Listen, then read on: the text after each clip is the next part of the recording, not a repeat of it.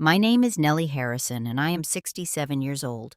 3 weeks ago, I was a woman who thought she had life figured out, a successful real estate investor, a widow who had built something meaningful after loss, and most importantly, a mother who trusted her only son.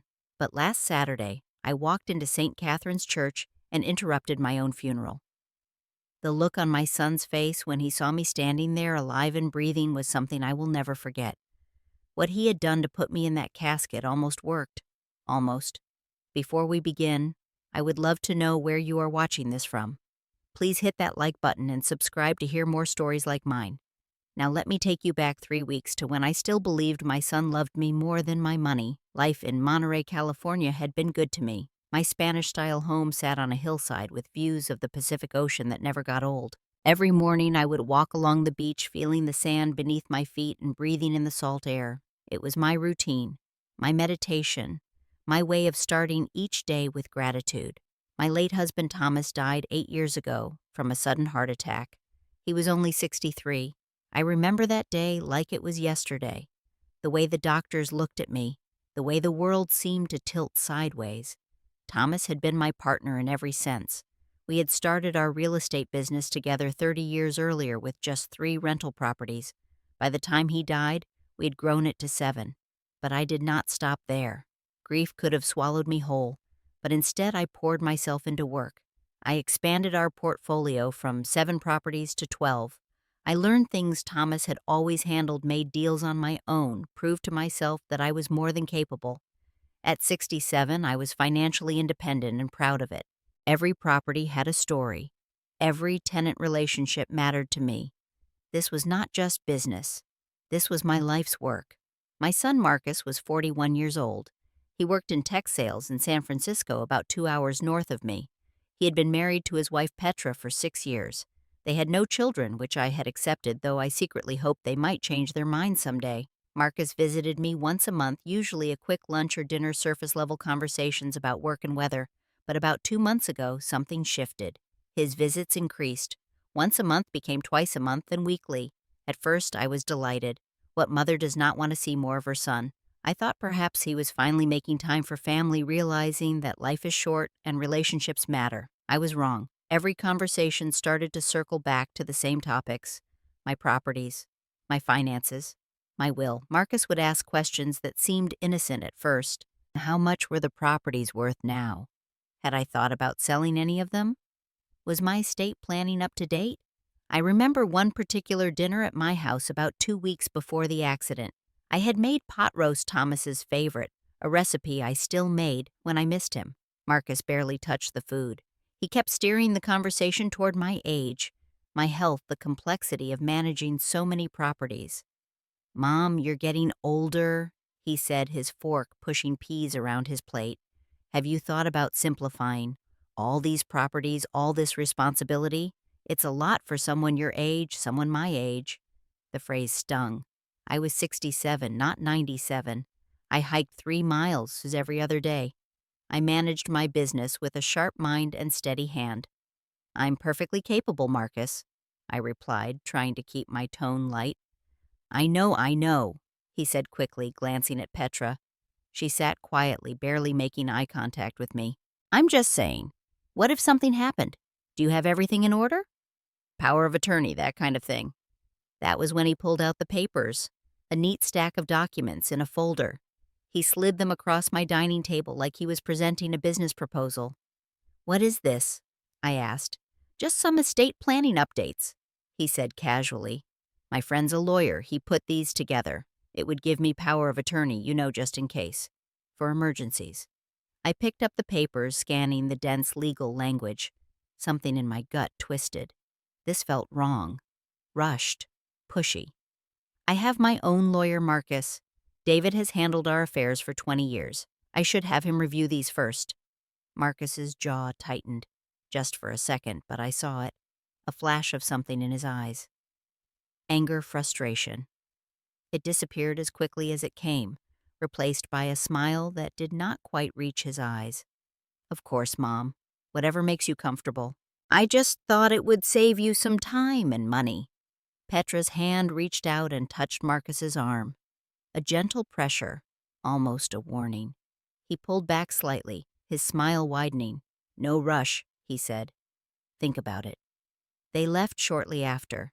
I stood at my front door watching their car disappear down the coastal road, and I could not shake the feeling that something was very wrong. That night, I called my lawyer David and made an appointment for Monday morning. I needed someone I trusted to look at those papers to tell me if my instincts were right or if I was being paranoid. The appointment was set for 10 o'clock Monday morning. The accident happened Friday. Thursday night, Marcus called me. It was late, almost 10 o'clock, which was unusual for him. "Mom, hey, just checking in. What are your plans tomorrow?" "I'm driving to Carmel in the morning," I said. "Meeting with the property manager for the Jefferson Street building." "Why?" "Oh, nothing. I thought maybe I could swing by, but if you'll be out, you could come to Carmel," I offered. "We could have lunch after my meeting." No, I have work. What time are you driving?" The question felt odd, specific, but I answered anyway. "Probably leaving around 10:15, taking Highway 101 south." There was a pause on the other end of the line, just a beat too long.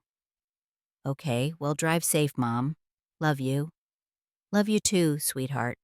I hung up and tried to ignore the unease in my chest, tried to ignore the little voice that sounded like Thomas whispering, "Trust your gut, Nellie."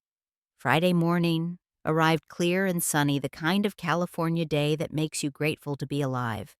I had my coffee on the patio, watching the waves crash against the rocks below my house.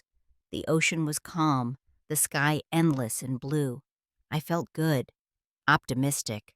Monday, I would see David get clarity on those papers and put this weird tension with Marcus behind me.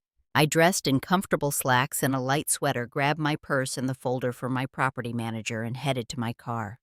My silver Lexus sedan was 10 years old but immaculately maintained. Thomas had bought it for me, and I took care of it like a piece of him still lived in those leather seats. The drive to Carmel was one I had made 100 times. Highway 101 stretched along the coast, offering glimpses of the ocean between the hills. I turned on the radio, some classical station, and let my mind wander. I thought about the meeting ahead, about possible repairs needed on the Jefferson Street property, about whether I should finally take that trip to Italy I had been putting off for years. It was 10:38 in the morning when I first noticed the dark blue pickup truck. It appeared in my rearview mirror, closing the distance between us fast. Too fast for the speed limit. I moved slightly to the right, giving the driver room to pass. But the truck did not pass. It slowed down, matching my speed, staying close behind me. Uncomfortably close. I glanced in the mirror again. The truck had tinted windows. I could not see the driver at all. Something about that felt wrong. A prickle of fear ran down my spine. The highway stretched ahead, relatively empty for a Friday morning. Just a few cars scattered in the distance. The truck accelerated suddenly, pulling up alongside me in the left lane. I kept my eyes forward, hands steady on the wheel, waiting for it to pass. It did not pass. The truck stayed parallel to me, matching my speed exactly. I wanted to look over to see who was driving, but the windows were too dark, just black glass reflecting the sunlight.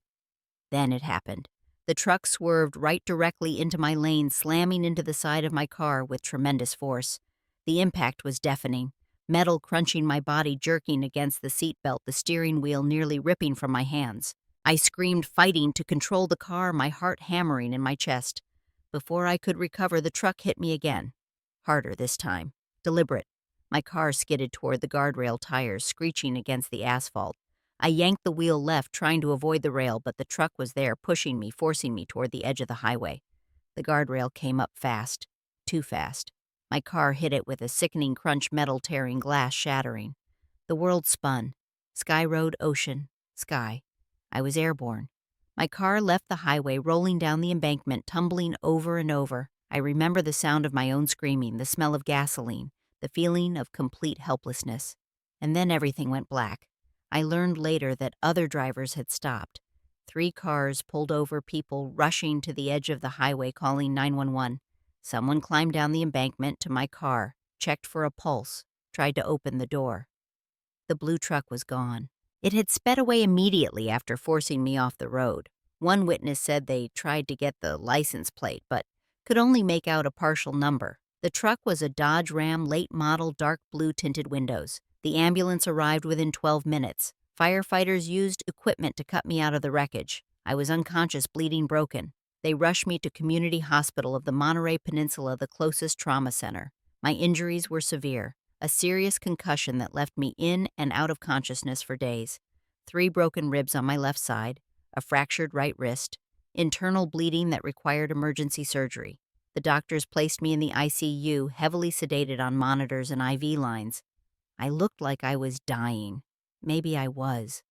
The hospital contacted Marcus as my emergency contact. He was listed on all my paperwork, the obvious choice, my only child. They called him Friday afternoon around 2 o'clock, less than 4 hours after the accident. Marcus arrived at the hospital by 4:30, 2.5 hours from San Francisco during traffic. He must have left immediately, driven fast. The nurses later told me he seemed frantic, demanding to see me, asking question after question about my condition. But he did not stay long. He spoke with my doctors privately, got the full update on my injuries and prognosis. Then he left.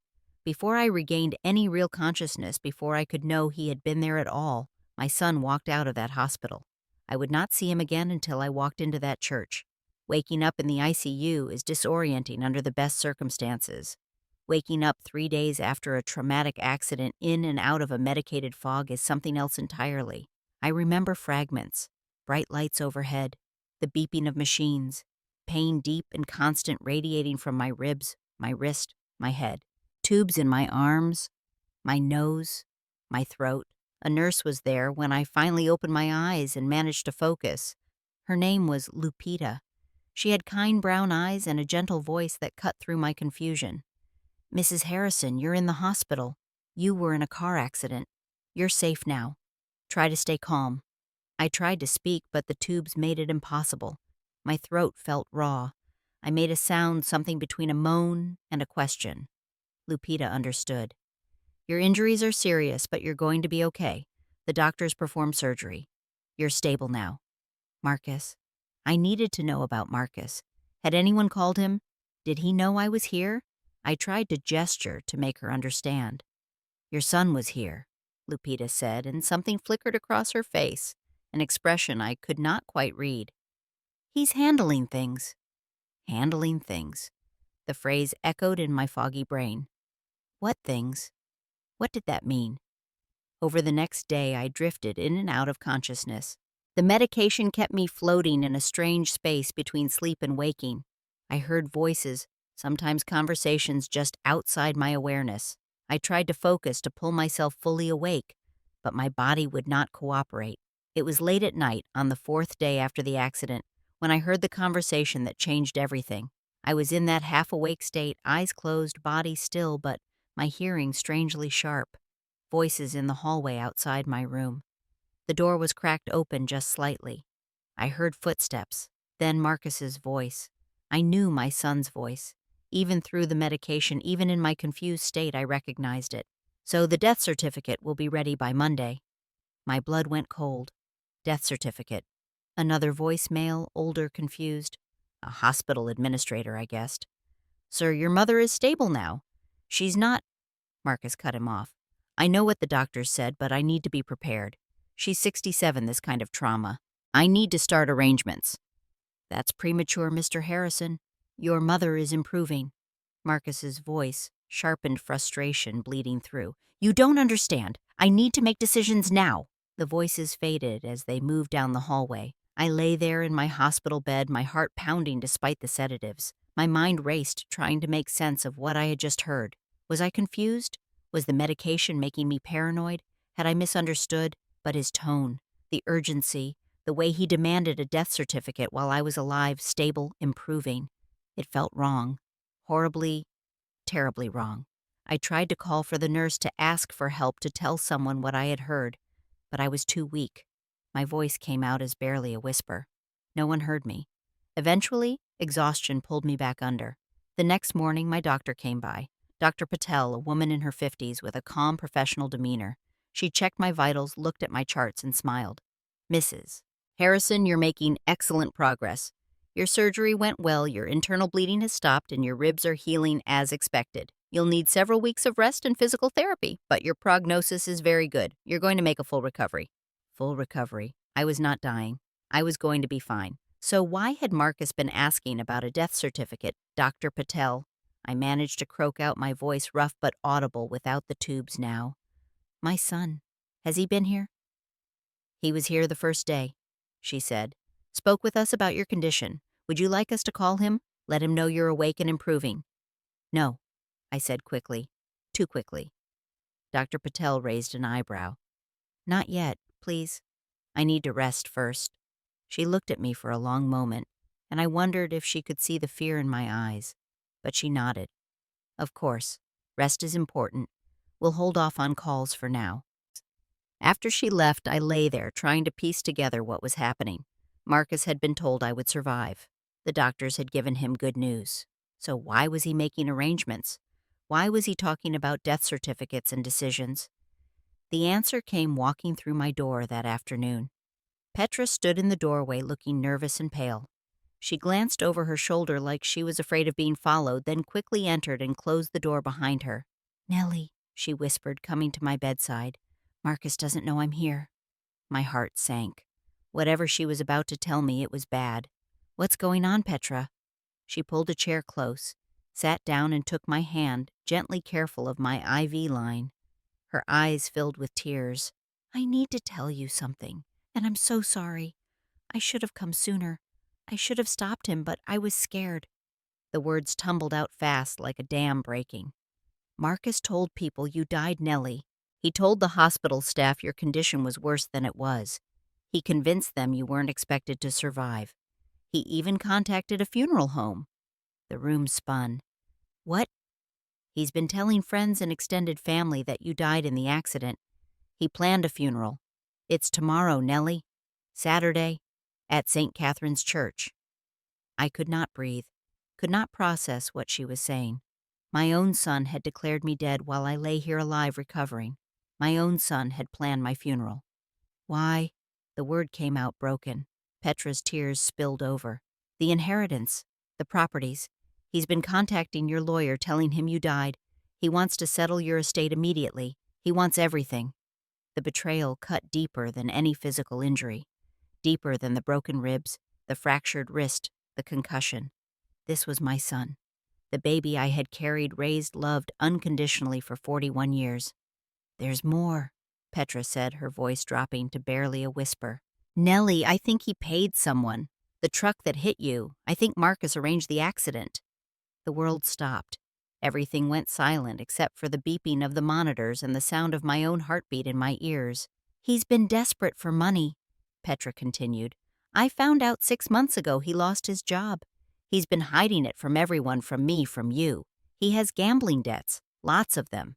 He saw your estate as his way out. My mind flashed back to Thursday night. Marcus calling, asking about my drive, what time, what route. He had needed to know. He had needed to tell whoever he had hired exactly where I would be and when. My own son had tried to kill me. What do? I asked, my voice hollow. Petra squeezed my hand. You stop him. You show up at that funeral tomorrow and you stop him from taking everything you've worked for. A plan formed through my shock and grief. A crazy plan. A necessary plan. Will you help me? I asked. Yes, Petra said without hesitation. I'll do anything. Convincing Dr. Patel to discharge me Friday evening was not easy.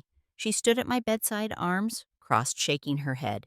Mrs. Harrison, you were in a serious accident 4 days ago. You need rest, observation, continued care. I'll rest at home, I lied. I promise. Your injuries are healing well. You said so yourself. I'm stable. I'm improving. She studied me for a long moment. This is against medical advice. If something happens, if you re-injure yourself, I'll sign whatever papers you need. Please, Dr. Patel, I have something I need to do. Maybe she saw the determination in my eyes. Maybe she understood there was more going on than I was saying. Either way, she finally sighed and agreed, but she insisted on a wheelchair, strict instructions for rest, and a list of warning signs that should send me straight back to the emergency room. Petra picked me up at 7 o'clock Friday evening. She pulled up to the hospital side entrance in her Honda sedan, not Marcus's BMW. He could not know about this. She helped me into the passenger seat, every movement sending pain through my ribs. I bit down on my lip to keep from crying out. "Where are we going?" I asked as she pulled away from the hospital. "My sister's house, in Pacific Grove. Marcus doesn't know about her, we're not close. You'll be safe there." The drive was short but agonizing. Every bump in the road sent shockwaves through my broken body. By the time we arrived at a small bungalow near the coast, I was sweating and dizzy. Petra's sister, a woman named Margot, helped me inside without asking questions. She set me up in a guest bedroom with pillows propped to support my ribs, pain medication, and a glass of water. Then she left Petra and me alone. "I need to show you something," Petra said, pulling out her laptop. "I've been gathering evidence." She opened the computer and turned it toward me. Email after email filled the screen. Marcus's email account, which Petra had access to, apparently. She clicked on one, dated Tuesday 3 days ago, while I was still unconscious in the ICU. It was to a funeral home. "Dear Mr. Chen, I need to arrange services for my mother, Nellie Harrison, who passed away Friday from injuries sustained in a car accident. I would like to keep the arrangement simple and economical. Please send me your most affordable package options. The service will be Saturday at St. Catherine's Church at 11 a.m. Sincerely, Marcus Harrison." Simple and economical. My own funeral, and he wanted it cheap, because it was my money he would be spending, money he planned to inherit. Petra clicked to another email, this one to my lawyer, David. "David, I'm devastated to inform you that my mother, Nellie Harrison, died Friday from a car accident. I need to schedule an emergency meeting Monday to begin settling her estate. As her only child and heir, I want to handle this quickly and efficiently. Please have all necessary paperwork ready. Marcus Harrison." My hands shook as I read. The clinical tone, the rush, the transparent greed. "There's more," Petra said quietly. She opened text messages between Marcus and herself. I read through them, my heart breaking with each line. Marcus to Petra, Wednesday. "Once this is done, we'll finally have the life we deserve." Marcus to Petra, Thursday. "The properties alone are worth $4.2 million. Finally." Petra to Marcus, "I don't feel right about this." Marcus to Petra, "She was old anyway. This just speeds up the inevitable." I stared at those words. She was old anyway. This just speeds up the inevitable. That was how my son saw me. Not as his mother, not as a human being, but as an obstacle to money. "I found something else," Petra said, her voice shaking. She pulled up Marcus's bank records.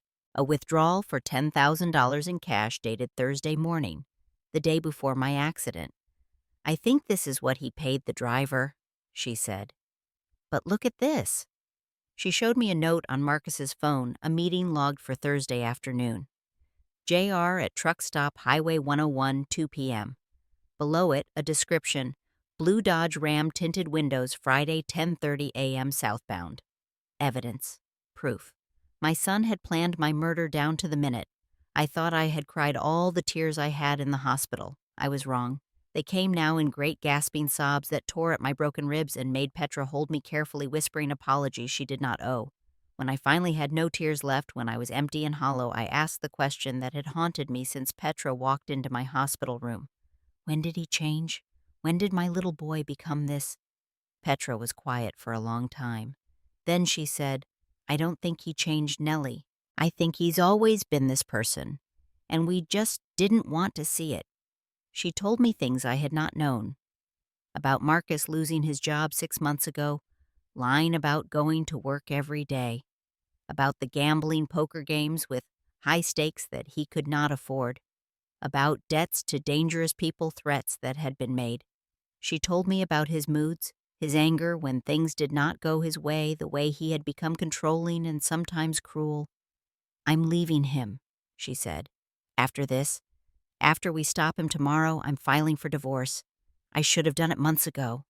I looked at this young woman who had married my son, who had tried to warn me in her own way, who was brave enough to stand against him now. "Thank you," I whispered, "for telling me, for helping me." She showed me more. The guest list for tomorrow's funeral, carefully curated by Marcus. My best friend Sandra was not on it. My sister Dorothy had not been contacted. Only people who barely knew me, who would not question the quick service or notice inconsistencies. business associates Marcus wanted to impress, distant acquaintances who would express condolences and move on with their lives. He had thought of everything. Petra pulled up the obituary Marcus had written. I read it with a sense of unreality. Nellie Harrison, 67, died Friday from injuries in a car accident, preceded in death by husband Thomas, survived by devoted son Marcus and daughter-in-law Petra. Service Saturday at 11 a.m. St. Catherine's Church. In lieu of flowers, memorial donations may be made to. I stopped reading. Devoted son. The lie was almost funny if it were not so devastating. He wrote a eulogy too, Petra said softly. Do you want to see it? I did not, but I needed to. She opened another document. I skimmed through it, each line more painful than the last. Marcus had written about their close relationship, about how he cared for me in my final years. Final years. I had been independent and healthy until 4 days ago. He was rewriting history, erasing who I really was, creating a version of me that served his narrative. That night I barely slept. The pain medication helped my body but did nothing for my mind. I lay in Margot's guest bed, staring at the ceiling, thinking about the little boy who used to crawl into my lap when he was scared, the teenager who had cried when his father died. Somewhere along the way, I had lost him, or maybe I had never really known him at all. Around 2 in the morning, I used Petra's phone to call my lawyer, David. He answered on the 4th ring, groggy and confused. Hello? David, it's Nellie. Silence. Then, Nellie, but Marcus said you were dead. He said, I know what he said. It was a lie. All of it. I explained everything. The accident, the conspiracy, the funeral tomorrow. With each word, David's shock deepened. By the end, he was furious.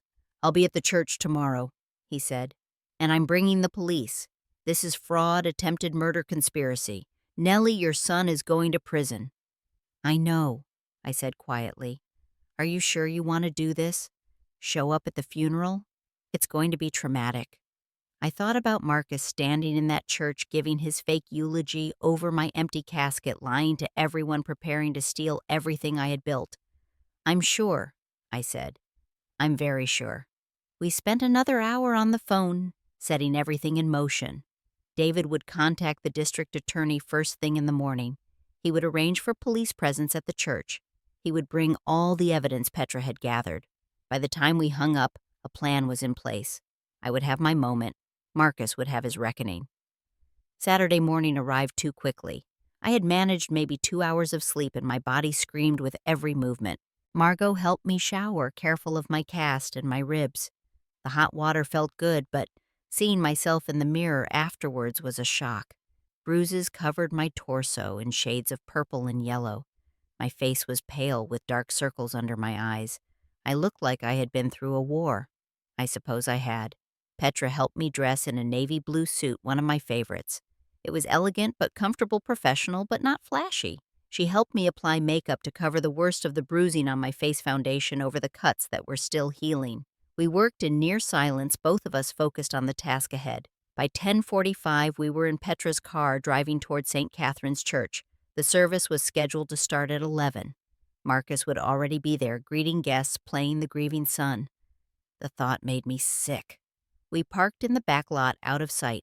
Petra had been texting me updates from inside the church. She had gone in separately, pretending everything was normal, sitting near the back where she could observe and report. Her texts came through, about 30 people here. Marcus is at the front with the pastor. Closed casket, cheap flowers. He's starting the eulogy now. I waited in the car, watching the clock on the dashboard tick toward 11:30. Petra and I had agreed on timing. Midway through the service, during, or just after the eulogy would be perfect. Maximum impact. Maximum witnesses. At 11:28, Petra sent, he's finishing the eulogy. Perfect timing. Come now. I got out of the car, slowly, using the cane Margot had lent me. Every step hurt. My ribs ached. My wrist throbbed in its cast. My head pounded. But I moved forward. One step, then another. Across the parking lot, up the stone pathway toward the church entrance. St. Catherine's was a beautiful old Catholic church, all white stone and stained glass windows. Thomas and I had married here 43 years ago. I had imagined my funeral here someday far in the future when I was actually old and ready to go. Not at 67. Not like this. I reached the large wooden doors and paused. Through them, I could hear Marcus's voice, amplified by the church's sound system. I could not make out the words, but I knew what he was saying. Lies, manipulation, fake grief over a woman he had tried to murder. I put my hand on the door handle, took a deep breath that sent pain shooting through my ribs, and I pushed. The doors swung open with a long, loud creak that echoed through the church. Every head turned. The entire congregation looked back at me, standing in the doorway, backlit by the morning sun streaming in behind me. I heard gasps. Someone screamed. A woman in the third row stood up, her hand over her mouth. But I only looked at one person. Marcus stood frozen at the podium, his eulogy mid-sentence, his mouth open in shock. For a moment, we just stared at each other. My son, my attempted murderer, the man who had planned to steal my life and my legacy. I began walking down the aisle, slowly, each step deliberate despite the pain. The church was utterly silent except for the tap of my cane against the stone floor. No one spoke. No one moved. They all just watched as I made my way toward my own casket. I reached the front of the church and stood there facing Marcus across the closed wooden box that was supposed to contain my body. Up close, I could see his face clearly. The shock had faded, replaced by something else. Fear, and under that anger. "Hello, Marcus," I said, my voice steady and clear in the shocked silence. "Surprised to see me." He opened his mouth, closed it, opened it again. "Mom, I don't understand. They said you were—" I cut him off. "Dead, is that what you told them? Marcus, is that what you told everyone?" Murmurs rippled through the congregation. People shifting in their seats, looking at each other confused and uncomfortable. Marcus tried to recover, forcing his face into an expression of relief and joy. "Mom, this is incredible." There was confusion at the hospital. I thought, "You thought wrong," I said, my voice hard. "Or rather, you wished wrong." His mask slipped. Just for a second, I saw real rage flash across his face before he controlled it again. I turned to address the congregation, these people who had come to mourn a woman who was not dead. "I apologize for interrupting this service. My service. For my death, which, as you can see, was greatly exaggerated." A few people laughed nervously. Most just stared. 4 days ago, I was in a car accident on Highway 101. A blue pickup truck ran me off the road. Deliberately. I survived, but I was badly injured. While I was unconscious in the ICU, my son standing here told the hospital, told all of you, that I had died. Marcus stepped back from the podium. "That's not true. I was told you wouldn't make it. I was just planning ahead, being prepared." "Planning ahead." I turned back to him. "You arranged this funeral while I was still in intensive care. You contacted my lawyer to claim my estate before my body was even cold. Except my body wasn't cold, Marcus. My body was healing. I was going to be fine. I didn't know that. The doctor said I would make a full recovery." My voice rose, and I felt Petra moving to stand beside me, supporting me. "You knew that. You were told that. And you planned this funeral anyway. You wrote my obituary. You're standing here giving my eulogy. Why Marcus?" The church was dead silent. Every eye was on my son, waiting for his answer. He had none. From the back of the church, my lawyer David stood up. He walked down the aisle carrying a leather folder, and I saw 2 police officers slip in through the side door. "I have documentation here," David said, his voice carrying through the church. "Emails sent by Marcus Harrison to a funeral home requesting services for his mother before she had died. Messages to myself claiming Mrs. Harrison was deceased and requesting immediate estate settlement. Financial records showing large cash withdrawals. Evidence of conspiracy." David opened the folder, began reading from the documents. Each piece of evidence, each damning email, each text message. The congregation listened in growing horror. The police officers moved closer to Marcus. One of them spoke quietly into his radio. Marcus's face had gone from red to white. He looked around wildly like a trapped animal seeking escape. Then his eyes landed on Petra standing beside me, and understanding dawned. "You," he hissed at her. "You did this." Petra lifted her chin. "You tried to kill your mother." What did you expect me to do? I needed the money. The words burst out of him, raw and desperate. Do you know what it's like living in her shadow? Dad always compared me to her. She was so perfect, so successful. I just wanted what was mine. What was yours? I asked quietly. Marcus, I'm 67 years old. I'm alive. Nothing is yours. You would have left it to me eventually, he shouted. I just moved up the timeline. The confession hung in the air. Someone in the congregation gasped. The police officers moved forward. Marcus Harrison, one of them said, you're under arrest. Petra stepped forward, her voice shaking but clear. I found evidence on his computer. Payment to a man to cause the accident. $10,000 in cash. Arrangements made with someone he referred to as JR. Details about the time and route Mrs. Harrison would be driving. That's not... Marcus started, but the fight was leaving him. He looked at me, and for just a moment, I saw the little boy I used to know. Scared. Lost. Mom, please, don't do this. I'm your son. Those words, I'm your son. Once they would have melted my heart, made me forgive anything. But not anymore. Not after this. I don't know who you are anymore, I said softly. I don't think I ever did. The police moved in, pulling Marcus's hands behind his back. The sound of handcuffs clicking shut echoed through the church. They read him his rights, the words familiar from television but surreal in this context. My son, being arrested, at my funeral. As they led him toward the door, Marcus looked back at me one last time. His face was a mixture of rage and desperation and something that might have been regret. You'll regret this, he said. No, I replied. You will. The police took him away. The church erupted in voices, everyone talking at once, shocked and confused. I stood there beside my own empty casket, leaning heavily on my cane, feeling Petra's hand on my arm supporting me. A paramedic appeared beside me, someone David had arranged to be standing by. Mrs. Harrison, you need to sit down. Your blood pressure. I'm fine, I said, but I let them guide me to a pew. The truth was, I was not fine. I was exhausted, in pain, and emotionally shattered. But I had done it. I had stopped him. David sat beside me, speaking quietly. The district attorney will pursue charges. Attempted murder, conspiracy, fraud. He'll go to prison, Nellie. I know, I whispered. He's still your son, David said gently. He stopped being my son when he tried to kill me. People approached, apologizing for attending under false pretenses, expressing shock and support. Some I recognized business associates and distant friends. Others were strangers to me, people Marcus had invited for his own purposes. After 30 minutes, David insisted I return to the hospital. I was in no condition to be out, and the stress of the confrontation had clearly taken its toll. Petra drove me back, holding my hand when I cried during the ride. They readmitted me to the hospital, put me back in a room with monitors and IV lines. The doctors were frustrated, but kind. I needed rest. Real rest. My body had been through too much. That night alone in my hospital room, I finally let myself grieve. Not for what I had lost, but for what had never really existed. The son I thought I had.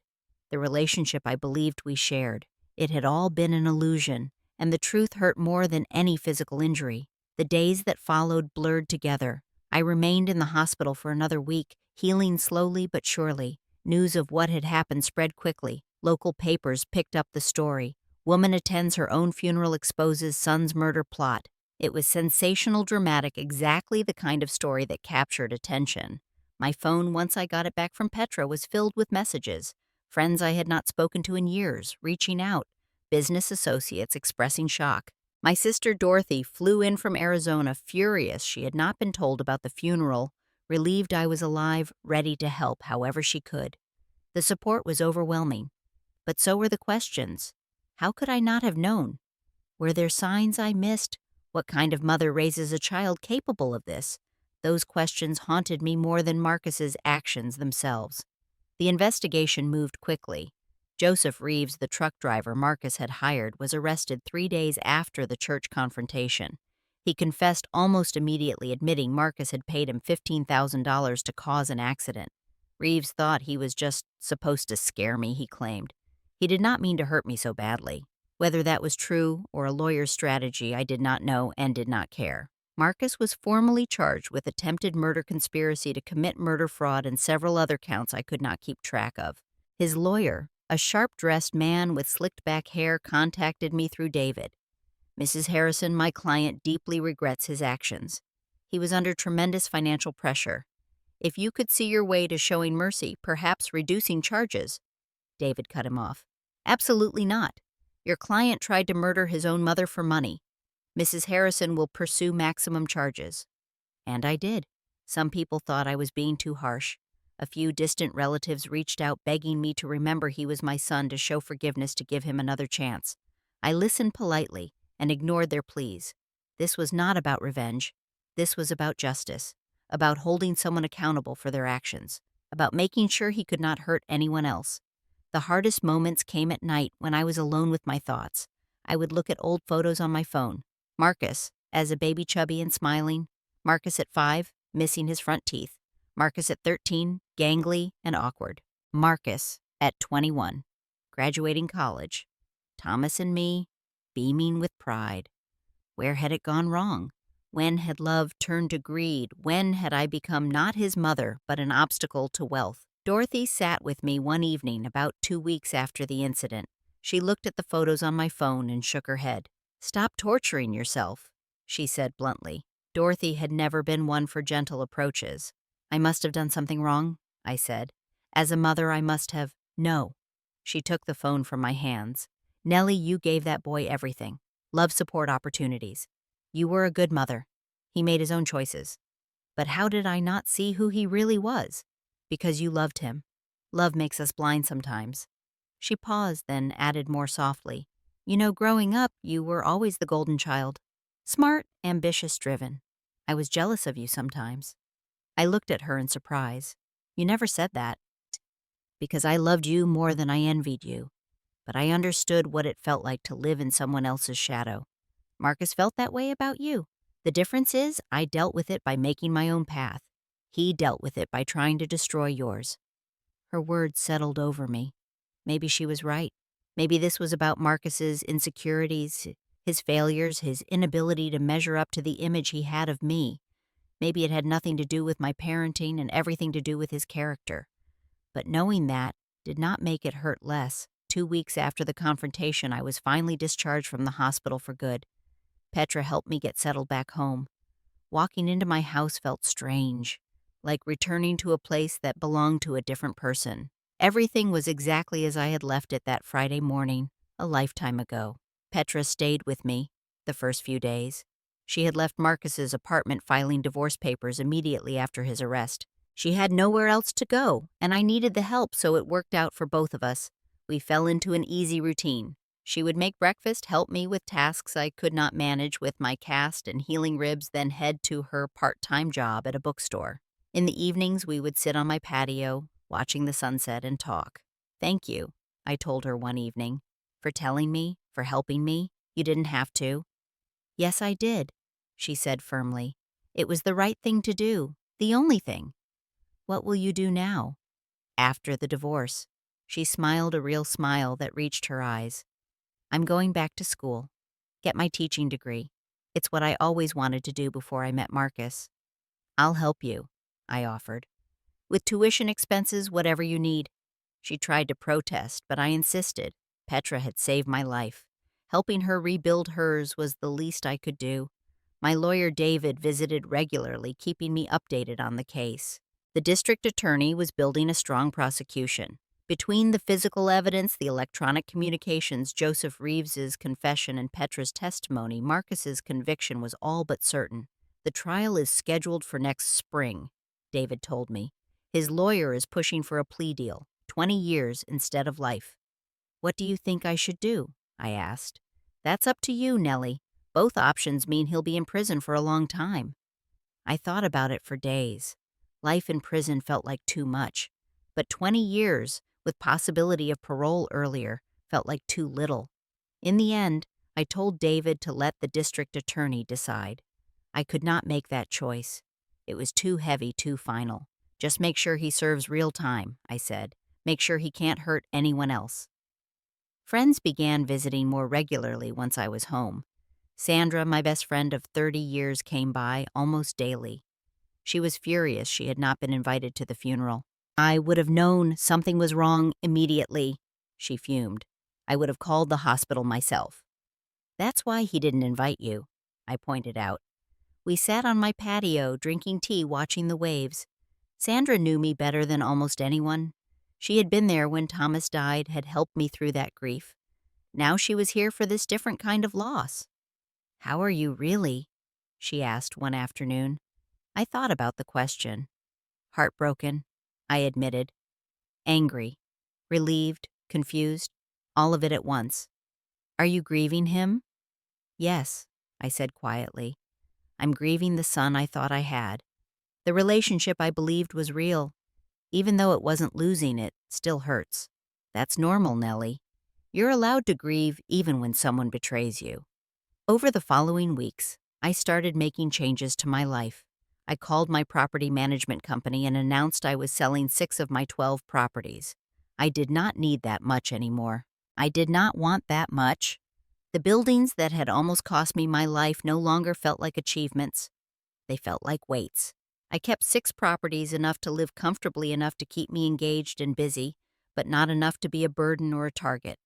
The proceeds from the sale, several $1,000,000, I divided between charities and establishing trusts. A donation to a domestic violence organization because Petra had helped me understand that financial abuse was still abuse. A scholarship fund for women returning to school later in life. A grant program for small business owners. Marcus would inherit nothing. My will, which I had David rewrite, immediately left my remaining estate to various charities and distant relatives. A small trust was set up for Petra to thank her and support her education, but Marcus's name appeared nowhere in the document. He had wanted my money so badly he was willing to kill for it. He would never have a single dollar.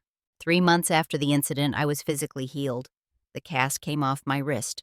My ribs stopped aching. The bruises faded. I started walking on the beach again slowly at first, then building up my stamina.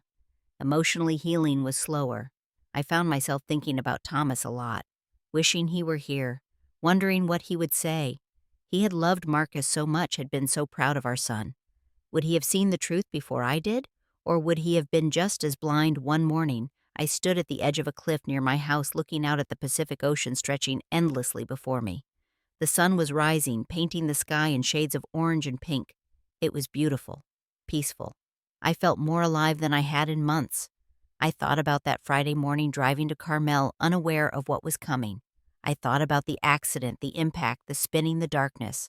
I thought about waking up in the hospital to discover my son's betrayal. I thought about walking into that church, facing him, choosing survival and truth over silence and denial. I survived. Not just the accident, but everything after. The betrayal, the grief, the loss. I survived it all, and I was still here, still standing, still moving forward. That was enough.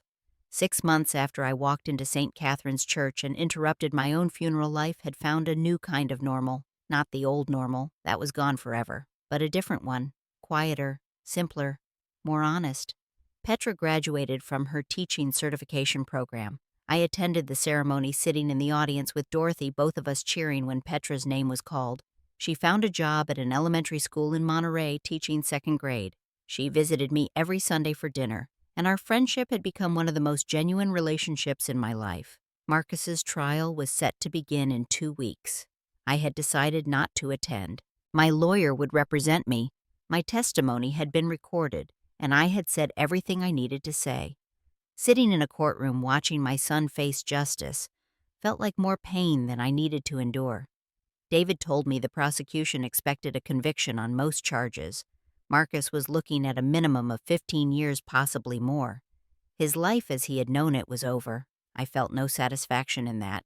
Just sadness, a deep aching sadness for what could have been and never was. People still asked if I would forgive him. The question came up constantly. Friends, acquaintances, even strangers who had read about the case online. They wanted to know if a mother's love would triumph, if I would find it in my heart to pardon my son. My answer was always the same: I don't know. Some days I thought maybe someday I could forgive him. Not forget, never reconcile or rebuild. but perhaps release the anger, let go of the hurt, find some kind of peace with what happened. Other days I could barely think his name without feeling rage. Forgiveness, I learned, was not a single moment. It was a process, and I was nowhere near the end of it. What I did know was this forgiveness did not mean erasing consequences. Marcus would serve his time. He would face the results of his actions. That was necessary. That was just. And I would live my life. That was my justice. I started taking more trips. Small ones at first, weekend getaways up the coast. Then a week in New Mexico to visit Dorothy. Then 2 weeks in Italy, the trip I had been putting off for years. I walked through Florence and Rome, ate pasta and gelato, sat in churches that were hundreds of years old, and felt my problems shrink in perspective. The world was big. Life was long. There was more to experience, more to see, more to do. At 67, I was not done yet. My morning walks on the beach became sacred time.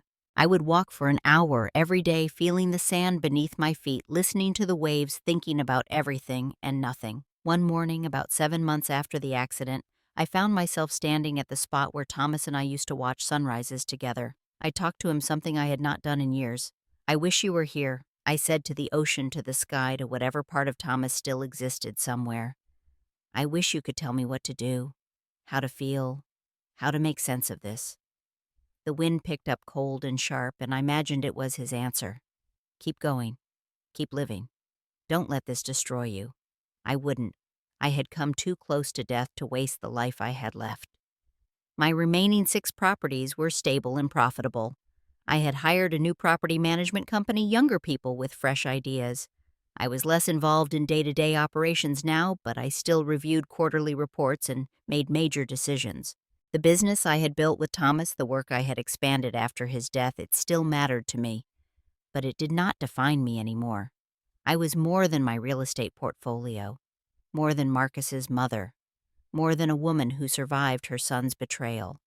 I was Nellie Harrison. I was 67 years old. I was a widow, a friend, a businesswoman, a survivor. I was flawed and hurt and healing, and I was still here. That was the lesson I realized, the deep truth that had taken me months to understand. Survival itself was the victory. Not thriving, not winning, not emerging unscathed, just surviving, just continuing to exist, to breathe, to move forward one painful step at a time.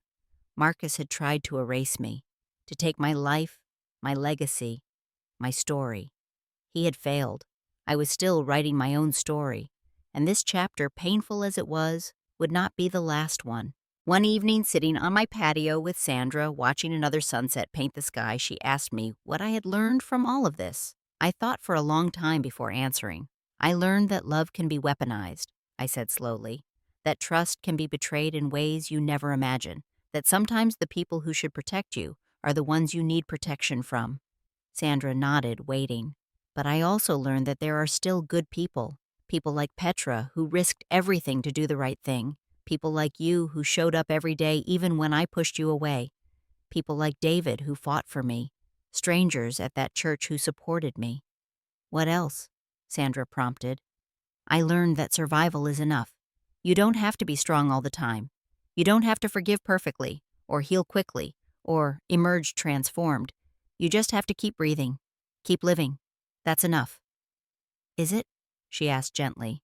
"Is it enough for you?" I looked out at the ocean, at the endless water reflecting the dying light. "It has to be," I said, "because it's all I've got." Sandra squeezed my hand. We sat in comfortable silence as the sun disappeared below the horizon. The next day, I did something I had been avoiding. I went through boxes of old photos, really went through them, not just glancing and putting them away. I looked at every picture of Marcus. Baby photos, school pictures, family vacations, graduations, his wedding day. I looked for signs, for clues I had missed, for the moment when the sweet child became the dangerous man. I found nothing. In every photo, he looked normal, happy, loved. There was no visible darkness, no obvious warning signs. Just a regular child growing into a regular adult. Maybe that was the scariest part. Evil, or greed, or whatever had driven Marcus to try to kill me. It did not always announce itself. Sometimes it wore a familiar face. Sometimes it called you Mom. I put the photos in a box, labeled it with his name, and stored it in the back of my closet. Not thrown away, not displayed, just stored. A record of what was, even if it was built on lies. That night I slept better than I had in months. The trial came and went. I did not attend, but David called me with updates. Marcus was convicted on multiple charges. The jury deliberated for less than 6 hours. The judge sentenced him to 18 years in state prison with possibility of parole after 12 to 18 years. My son would be in his 50s when he got out if he got out early, closer to 60 if he served the full sentence. I felt nothing when David told me. No satisfaction, no grief, just a quiet acceptance. It was done. Justice, whatever that meant, had been served. Marcus's lawyer reached out one final time asking if I would visit Marcus in prison. He wanted to apologize, they said. He wanted closure. I declined. Maybe someday, but not now. Not yet, perhaps never. Some wounds were too deep for words to heal. Some betrayals could not be undone by apologies. Marcus would have to find his own closure. I was finding mine. A year after the accident, I stood on a stage at the community center in Monterey, speaking to a group of about 50 people. They were part of a support group for family members who had experienced betrayal or estrangement from adult children. David had connected me with the organizers, thinking my story might help others. I was nervous. Public speaking had never been my strength. But as I looked out at the faces in the audience, I saw my own pain reflected back at me. These were people who understood, who had lived through similar nightmares. I told them my story. Not all the details, just the outline. The betrayal, the survival, the ongoing struggle to make sense of it. I don't have answers. I told them honestly. I don't know how to forgive perfectly or let go completely. I don't know if I'll ever fully heal from this. But I do know this: you can survive even your deepest wounds. You can build a life after betrayal. It won't be the life you planned, but it can still be a good life, a real life. After I spoke, several people came up to me. They hugged me, thanked me, shared their own stories. A woman in her 70s whose daughter had stolen her life savings. A man in his 60s whose son had abandoned him after getting power of attorney and emptying his accounts. Story after story of children betraying parents of love, weaponized, of trust destroyed. We were a community of the broken, and somehow in our shared brokenness we found strength. Driving home that night, I felt lighter. Telling my story, owning it publicly, admitting I did not have all the answers, it had freed something in me. I did not have to be perfect. I did not have to have it all figured out. I just had to be honest. As I write this now, it has been 14 months since the accident, 14 months since my son tried to kill me, 14 months since I walked into a church and reclaimed my life. I am 68 now. My hair is grayer, my body a little more fragile, but I am here, still standing, still moving forward. I walk on the beach every morning. I have dinner with Petra every Sunday. I visit Dorothy twice a year. I manage my properties and donate to charities and take trips to places I have always wanted to see. I have moments of joy, real, genuine happiness that I did not think I would feel again. A perfect sunset, a conversation with a friend, a glass of wine on my patio, small moments that add up to a life worth living. I also have moments of profound sadness, grief that hits out of nowhere, usually late at night. I grieve the son I never really had, the family I thought I was building, the future I imagined that will never come to pass. Both things are true. I am healing and I am wounded. I am strong and I am broken. I am moving forward and I am stuck. Human beings are large enough to contain contradictions. If you are watching this and you have experienced something similar, if someone you loved has betrayed you in ways you never imagined possible, I want you to know you are not alone. Your pain is real. Your grief is valid. And you will survive this. It will not be easy. There will be days when you do not want to get out of bed, days when the weight of what happened feels unbearable, days when you question everything, including yourself. But you will survive. You will find a way forward. Maybe not the way you planned, but a way nonetheless.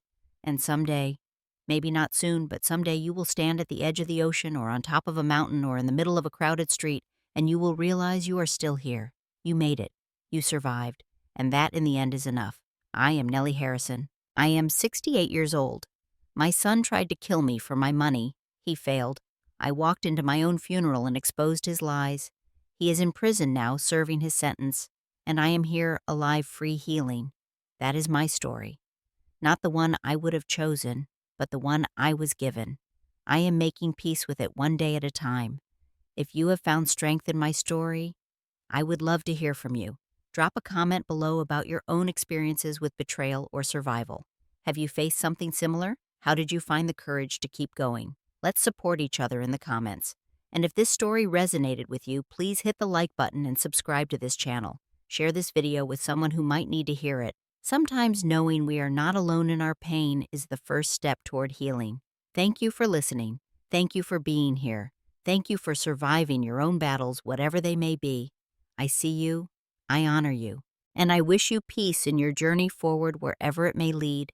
May you find the courage to face your own truths no matter how painful. May you find the strength to walk into your own church, your own moment of reckoning, and claim the life that belongs to you. And may you never forget that survival itself is a victory worth celebrating. Be kind to yourselves, be patient with your healing, and never, ever give up.